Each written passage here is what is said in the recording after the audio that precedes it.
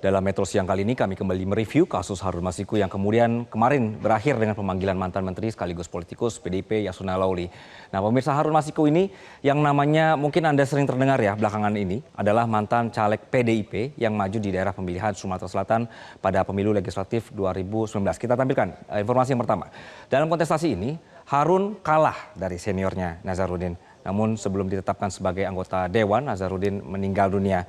Harun Masiku hanya bisa menempati posisi kelima dalam perolehan suara sehingga KPU memberikan jatah kursi Nazarudin ke Rizky Aptelia yang berada di posisi kedua sesuai dengan aturan KPU. Namun pada saat itu PDIP justru mengajukan nama Harun Masiku sebagai pengganti Nazarudin. Melalui kuasa hukumnya bernama Doni Tri Istiqomah, PDIP menggugat pasal 54 PKPU ke MA dan dikabulkan oleh MA sehingga mereka bisa mengajukan Harun Masiku sebagai pengganti caleg yang meninggal dunia tadi. Namun KPU ini tidak menuruti aturan ini dan menetapkan bahwa yang berhak untuk mengganti adalah yang memperoleh suara terbanyak kedua. Kita lanjutkan ke informasi berikutnya. Dalam perkembangan selanjutnya, pihak Harun Masiku ini berusaha mengirimkan dokumen penetapan caleg ke KPU ke komisioner KPU waktu itu, Wahyu Setiawan. Wahyu menerima dokumen dari Saiful dan juga Agustiani Tio Fridelina yang juga mantan anggota Bawaslu. Wahyu ini disebut menyanggupi proses penetapan Masiku sebagai anggota DPR melalui mekanisme pergantian antar waktu atau PAW dengan syarat meminta uang 900 juta rupiah.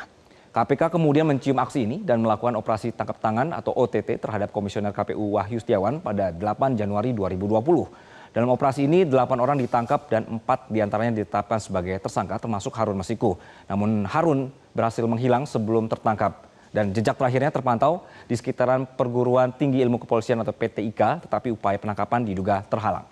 Selanjutnya pemirsa, Harun ini terbang ke Singapura pada 6 Januari 2020 atau beberapa hari sebelum OTT dilakukan.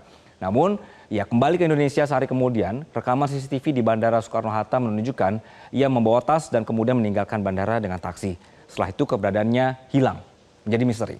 Kepergian dan kedatangan Masiku dari dan ke Indonesia bisa luput dari pengawasan imigrasi ini yang kemudian memantik kecurigaan publik. Pada 29 Januari 2020 KPK memasukkan Harun ke dalam daftar buronan. Kemudian Kementerian Hukum dan HAM sempat menyangkal bahwa Harun sudah balik ke Indonesia, tapi akhirnya mengakui keberadaannya di tanah air setelah mendapatkan bukti kuat. 6 Desember 2024 KPK menerbitkan kembali surat daftar pencarian orang atau DPO Harun Masiku yang kemudian menampilkan 4 foto terbaru Harun dengan berbagai penampilan. KPK pun sampai sekarang terus memanggil orang-orang sebagai saksi yang diduga memiliki informasi penting dan mendalami pihak-pihak yang diduga sengaja melindungi Harun.